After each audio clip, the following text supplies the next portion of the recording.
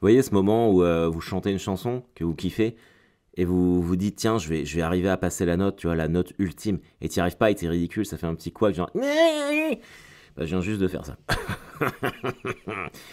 Bonjour à toutes et à tous et bienvenue dans ce point du lundi matin, nous sommes le lundi 6 mars 2023.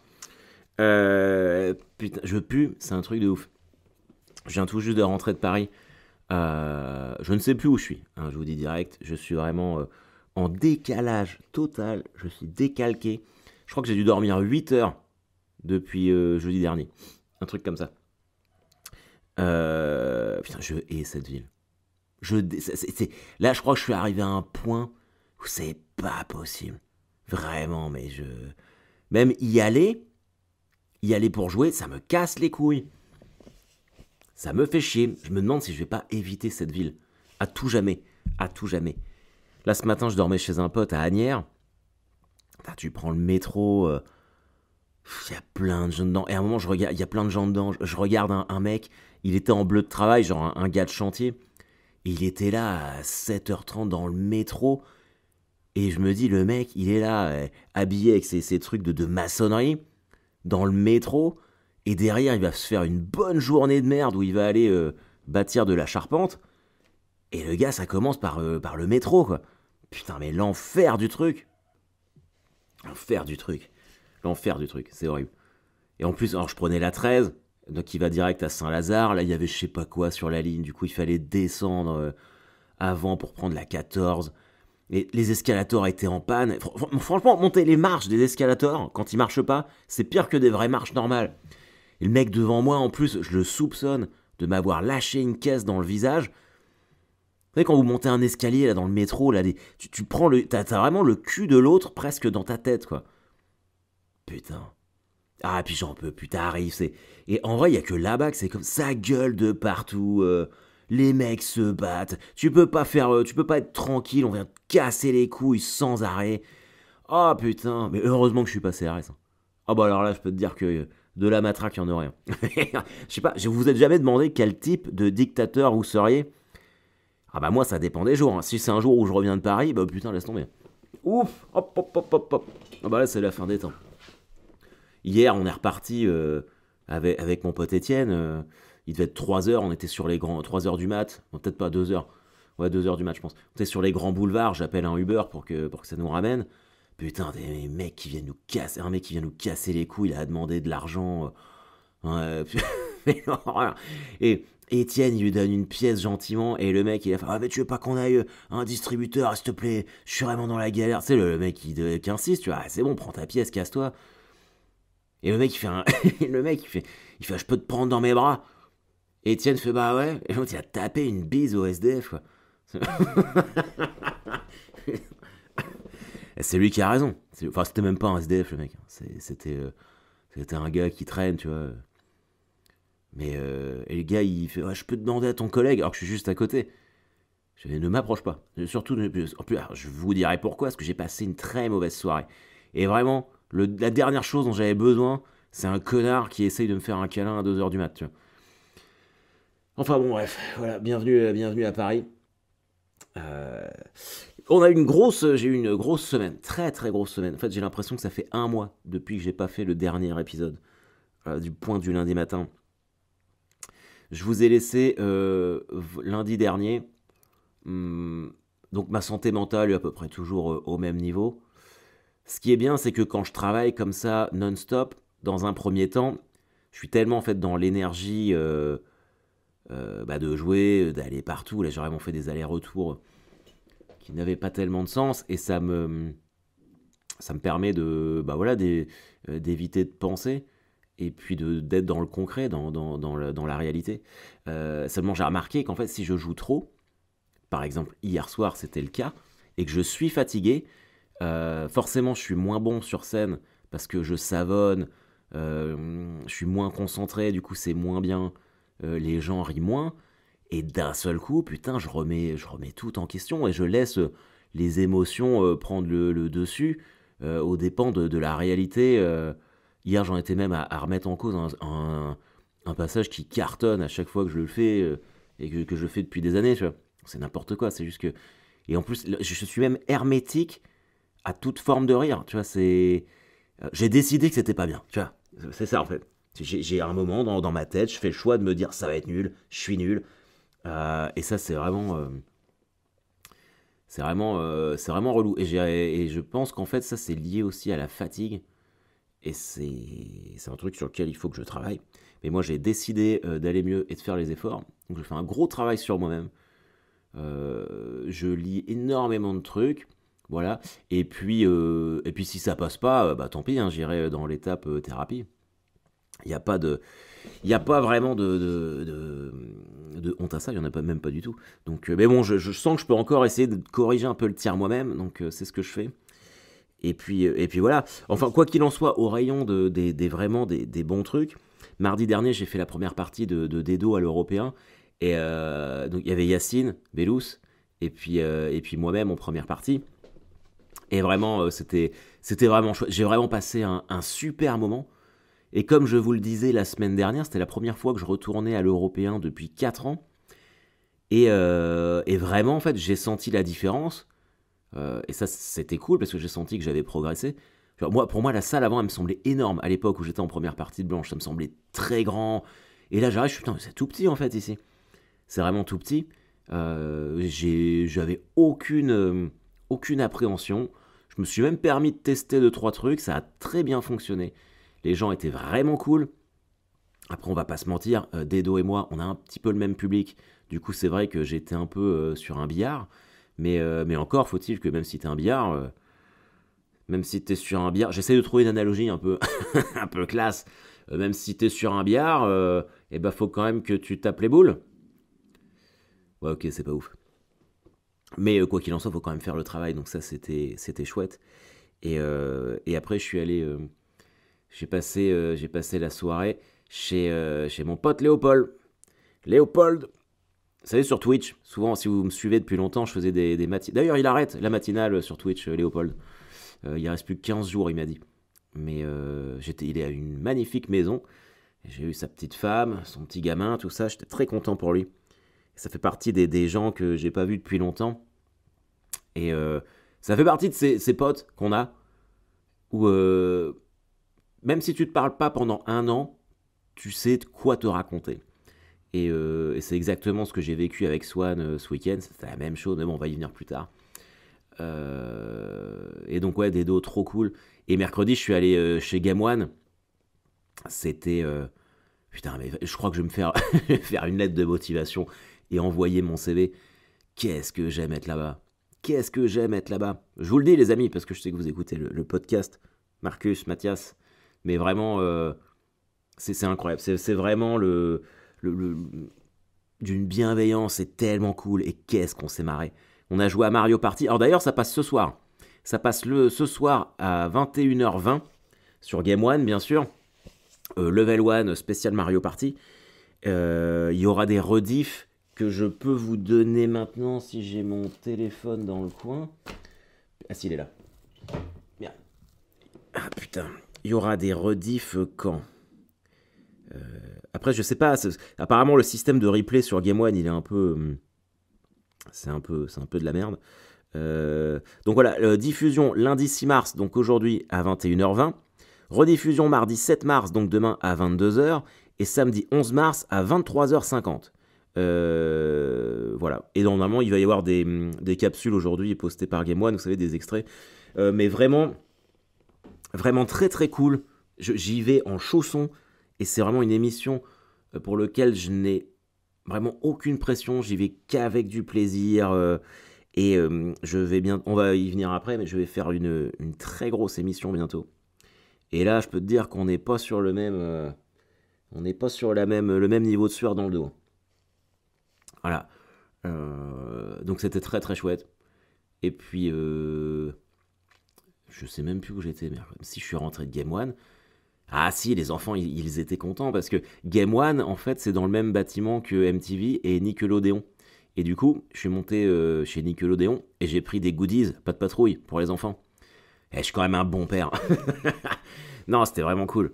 J'adore ça. Ça m'a remis la première partie de Dedo, voir des mecs comme Dedo et Yacine qui sont des humoristes qui pour moi, font presque figure de mentor, parce que c'est des mecs que je connais depuis longtemps, et qui sont tellement drôles.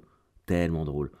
Dedo, son spectacle, je ne l'avais pas revu depuis 1 an et demi, quand il venait le rôder à Caen, où c'était les prémices, mais vraiment, s'il passe à côté de chez vous, allez le voir, parce que je me suis régalé.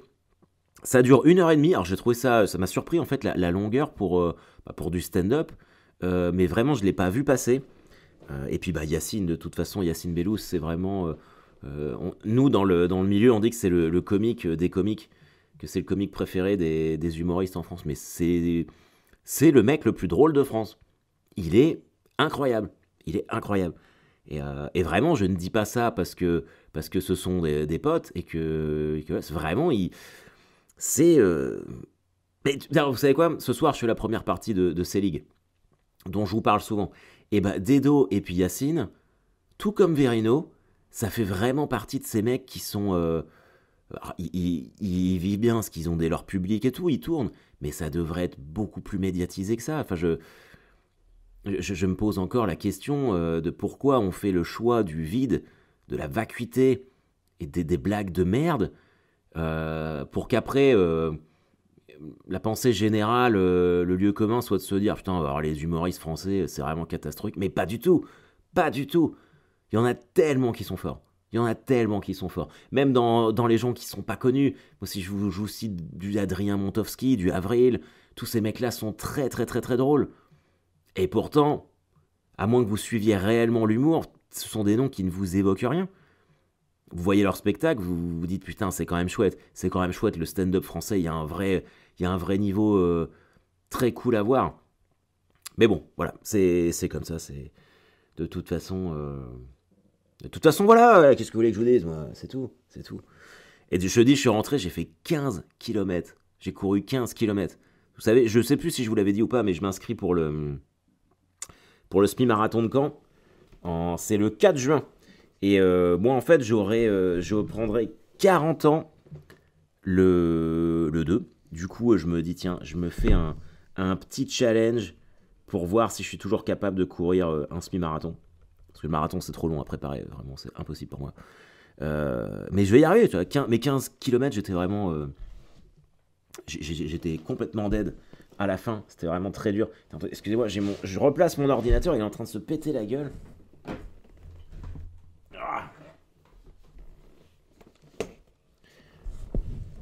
Voilà. Et d'ailleurs, je sais pas si... peut-être que je vais me faire une vidéo, l'enfer de la course à pied. Moi, j'ai quand même trouvé des gens qui suffisamment cons pour me dire « Quoi? T'as quelque chose contre les ampoules ?» Là, j'en ai fait une, je sais pas si vous avez vu, l'enfer des chats, qui a très bien marché. T'as quand même des gens qui me disent « Est-ce que t'as vraiment un chat, au moins ?» Et ça, par exemple, avant, j'aurais répondu, j'aurais bloqué. Maintenant, j'ignore. Je suis en train d'étudier le stoïcisme. Je sais pas si vous connaissez. Et je me suis acheté un livre qui s'appelle L'ego et l'ennemi, de Ryan Holiday. Et c'est un mec de 35 ans qui a étudié tous les grands philosophes, genre Marc Aurèle, Sénèque, tout ça, des figures de proue du stoïcisme, où en fait, en gros, la pensée, c'est de se dire que tu ne peux pas contrôler ce qui t'arrive dans la vie, par contre, tu peux contrôler la manière dont tu réponds aux événements qu'il t'arrive, que tu prends. Je suis fatigué. Et en fait, toute la pensée stoïcienne est vraiment très intéressante, et j'ai l'impression que c'est un peu un courant de pensée qui me convient et qui m'aide. Du coup, je suis vraiment en train de gérer ça. Et puis de me dire... de relativiser, tout simplement. Tu vois. Après, l'autre jour, j'en parlais avec un pote à moi, et puis il me fait tout en étant dans l'écoute, hein, il fait, mais qu'est-ce qui te manque, en fait, tu vois? Qu'est-ce que tu veux? Qu'est-ce qu'il y a qui fait qu'il y a un truc qui te manque? Et si j'avais la réponse, j'en sais rien, tu vois. C'est forcément un truc qui remonte à la petite enfance, tu vois, forcément, tu vois. Je sais pas, moi, ce que je veux, tu vois. Vous savez, tiens, tu sais ce que je veux? Moi, je vais vous dire ce que je veux, moi. Moi, j'ai envie de prendre la route. dans une décapotable en écoutant Even Flow de Pearl Jam, tu vois, avec les mêmes lunettes que Rick Hunter. Moi, je veux voir la vie au ralenti, je veux du slow motion, je veux prendre le temps d'observer la réalité autour de moi, je veux voir le vent souffler sur les cheveux de ma femme, je veux voir mes enfants rire aux éclats alors qu'il leur manque plein de dents. Je veux débarquer dans un bar du Texas et me bastonner pour aider quelqu'un à se défendre. Tiens, j'ai envie d'éclater un tabouret sur une table. Tous ces trucs, j'ai envie de hurler « Shut the fuck up !» Je veux me pencher sans avoir le vertige. Je veux que mes pensées arrivent comme des papillons, pas comme des chauves-souris. Enfin, j'ai envie d'aimer l'hiver autant que l'été. J'ai envie de célébrer une 4e place. J'ai envie de faire un solo de guitare de 20 minutes avec une pédale wah-wah en haut du Grand Canyon et avoir l'impression que je fais une pub pour un parfum. Je veux faire tout ça. J'ai envie de faire l'ange dans la neige. Je ne veux plus utiliser le crayon de Dolores Ombrage quand j'écris. Vous savez, la méchante dans Harry Potter. Bah, je veux privilégier l'escalade au toboggan. En fait. Je veux marcher sur des notes de piano avec un pull moche de Noël. Je veux que je sais pas, moi, je veux que le Saint-Bernard de la famille me sauve de la noyade. Je veux la même photo que la famille McLean sur mon bureau. Putain, en vrai, je veux tout ce que les films américains m'ont promis quand j'étais petit.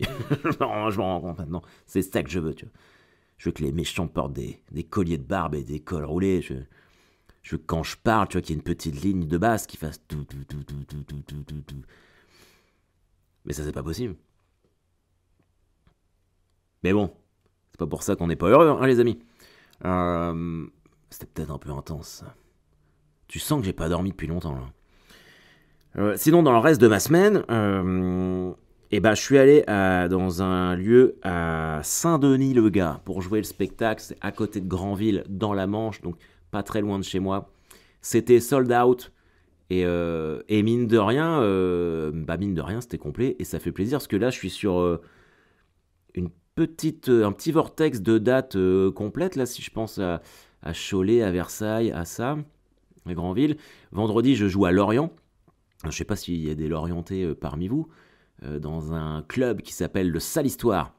Alors c'est vraiment, je n'y suis jamais allé, et c'est vraiment, ça a l'air vraiment cool parce que c'est en mode Barbès Comedy Club, quoi. C'est vraiment un comedy club à Lorient, quoi. Ils ont vraiment fait le truc dans les règles, donc j'ai vraiment hâte de voir ça. Et le bar et vous, c'est là où j'ai joué vendredi. J'essaye toujours de placer le bar et vous, parce que les gens étaient très gentils. Public vraiment qui découvre le stand-up, donc c'est chouette pour eux. Et donc, mon amie Swan Périssé, très connue, youtubeuse très connue, mais surtout avec qui j'ai commencé le stand-up, est venue faire ma première partie parce que on faisait le El Camino tous les deux samedi soir. Et donc, je lui ai dit, viens la veille, comme ça on passe du temps ensemble. Et puis on rigole. Et qu'est-ce qu'on s'est marré. Mais qu'est-ce qu'on s'est marré. Exactement comme Léopold. Tu fais partie de ces gens, tu peux arrêter de leur parler pendant 1 an. Tu sais tout de suite, tu reprends le cours de ta conversation juste derrière. Donc c'est vraiment chouette, c'est très confortable.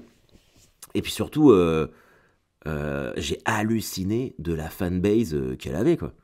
C'est un truc de déglingué. C'est la première fois que je double un Sons of Comedy au El Camino. On a fait une séance à 19h et une à 21h. Les deux étaient complètes. Et si on avait voulu tripler, en mettre une à 17h, on pouvait largement le faire aussi. Donc tout ça, ouais, je trouve ça chouette. Je trouve ça chouette parce qu'elle crée, elle rôde son spectacle. C'est clair pour tout le monde, mais les gens viennent la soutenir parce qu'ils l'aiment tout simplement, et qui partagent ses valeurs communes avec elle. Vous imaginez si un jour on arrive à faire ça tous ensemble, partager mes valeurs communes avec vous, genre le porn, le métal, tout ça. Non mais c'est très chouette, et elle avait un public vraiment cool, et moi ça m'a permis de continuer de travailler le prochain spectacle. Alors, dans l'optique des progrès que je veux faire, je me suis dit, j'avais pas vraiment travaillé, dans le sens où j'apportais pas grand chose de nouveau, mais surtout par manque de temps.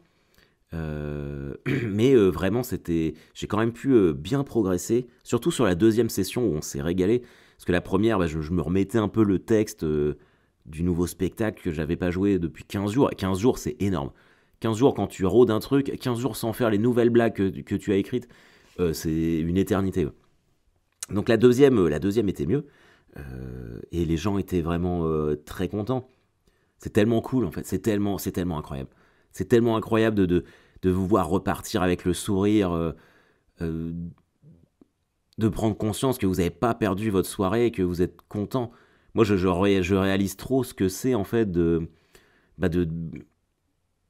d'être en province. À Paris, c'est vrai que c'est plus particulier, mais c'est vrai aussi, mais c'est un peu moins vrai. Mais d'être en province où voilà, les événements sont quand même moindres par rapport à Paris, de trouver quelqu'un pour garder les enfants, de sortir. En général, il y a un petit resto, il y a des coups, il y a les places de spectacle. Tout ça, putain, ça coûte cher. Et il y a l'électricité à payer, il y a l'inflation, machin truc. Et vous faites quand même le choix de venir voir les spectacles, que ça soit les miens ou celui de Swan. Je trouve ça vraiment incroyable. J'ai vraiment j'ai une reconnaissance incroyable. C'est comme ceux qui ont acheté des affiches dédicacées. Alors, vraiment, vous inquiétez pas, ça va partir cette semaine. C'est parce que j'ai été débordé, mais ça va partir cette semaine, je vous promets. Mais tout est bien enregistré, hein, c'est là, j'ai les adresses et tout. Il faut juste que j'imprime les trucs d'envoi de... Comment ça s'appelle ce truc? Ah putain, Mondial Relais. Voilà. Et mais j'ai plus d'encre dans mon imprimante. C'est pour ça que ça part pas.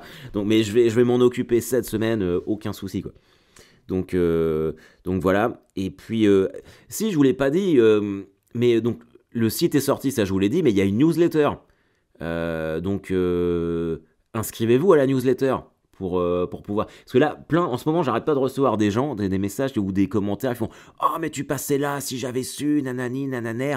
Eh ben, newsletter, mon grand. Tu t'inscris à la newsletter et tu reçois toutes les dates, machin truc. Et en plus, bah, vous commencez à me connaître maintenant. Si ça se trouve, dans la newsletter, je suis inspiré, je te fais un petit texte et tout pour te pimper ta journée. Ou te le démoraliser, ça dépend de, ça dépend de mon mood. Mais voilà. Putain, c'est long ce point-là. J'ai même pas fini, j'ai encore plein de trucs à dire. Donc voilà, quoi qu'il en soit, c'était super. Hier, j'ai joué au Fridge. J'ai joué au Fridge à 17h30 et à 19h. La session de 17h30, je marchais sur l'eau. C'était incroyable. J'étais vraiment comme un ouf. Je testais un nouveau truc qui marchait bien. Les gens étaient fous. Et c'est dingue le stand-up parce que je fais l'autre session à 19h. Et bah, j'ai pas eu la même approche, mais c'était la même phrase, mais sans la même intonation. Et bah, ça a moins bien marché. Tout est une question de précision. Vraiment, l'humour, le stand-up, c'est de l'orfèvrerie. Vraiment, faut être précis. Mais bon, je mets un peu ça aussi, comme je vous le disais au début, sur le compte de la fatigue. Parce que quand j'ai joué au field hier soir, c'était vraiment, vraiment pas bon ce que j'ai fait. Alors les gens, ils me disaient, mais si, c'était bien. Mais bon, bref, enfin, je sais, je suis suffisamment lucide pour savoir quand je fais bien mon travail et quand je le fais moins bien. Et là, c'était vraiment moins bien parce que j'ai manqué de précision. Donc voilà, c'est les trucs à retenir. Ce soir, il y a aussi à 19h ma chronique sur Rire et Chanson. 1 heure avec Kev Adams. Je vous conseille de l'écouter. Je vous conseille très fort. De toute façon, je vais reposter la vidéo dès que je l'aurai. Et alors, la très grosse nouvelle de cette semaine, c'est que... Attends, j'essaye de teaser le truc. Comment je peux faire ça? Eh ben, non, je suis invité dans la nouvelle émission de Laurent Ruquier sur Paris Première qui s'appelle Club Première. Lundi 13 mars, lundi prochain. Du coup, je devais faire The Joke et Topito Comedy Night pour faire de la promo pour mon point virgule. Mais bah, du coup, j'ai dû annuler parce que c'était en même temps. Et puis, même si j'adore faire Topito et que j'aurais vraiment voulu découvrir enfin The Joke parce que j'y suis jamais allé, c'est pas le genre d'opportunité à laquelle on dit non. Et puis, surtout, je dois faire une chronique là-bas. Parce qu'il y a une tradition, Laurent demande à tous les humoristes de faire 1 minute 15 de chronique, de pastilles humoristiques sur un produit culturel de son choix. Et là, en fait, du coup, j'ai qu'une semaine pour faire ça. J'ai qu'une semaine. Alors bon, moi je suis habitué à écrire vite. Enfin, mais là où je galère plus, c'est à trouver l'idée de base. Par exemple, quand j'écris les vidéos sur l'Enfer 2, vraiment le truc qui me prend le plus de temps, c'est de me dire, mais je vais faire l'enfer de quoi? Une fois que j'ai trouvé, en Et en 10 minutes, j'ai pondu le texte. Hein. En 10 minutes, j'ai pondu le texte. En général, je le laisse reposer une journée. Je reviens le lendemain matin. Je rajoute 2-3 punchlines, mais qui en général sont déjà là. Je filme et puis en voiture Simone. Donc là, je me dis évidemment que la pression ne va pas être la même sur le plateau de Paris Première, euh, contrairement à mon bureau que vous voyez tous les jours, avec mon poster géant de Scream juste en face de moi. Il faut trouver le produit culturel. Et du coup, en fait, j'avais commencé à me dire, tiens, peut-être que je pourrais le faire justement sur ce livre que je suis en train de lire, L'ego et l'ennemi, et faire un truc sur l'ego. Et puis après, je me suis dit, putain, c'est quand même un peu casse-gueule ce truc. Et puis c'est un peu s'enflammer pour un truc qu'on vient de découvrir. Et c'est vrai que ça fait un peu penser à ces gens qui sont là, qui viennent de se mettre dans une relation depuis une semaine et qui font oh là, c'est incroyable, oui, mais ça fait une semaine. Tu vois. Donc j'ai laissé tomber le truc de l'ego, même si j'aimerais vraiment écrire un truc là-dessus. Et je me suis dit, putain, de quoi je peux parler? Qu'est-ce qui est moi? Qu'est-ce qui fait que.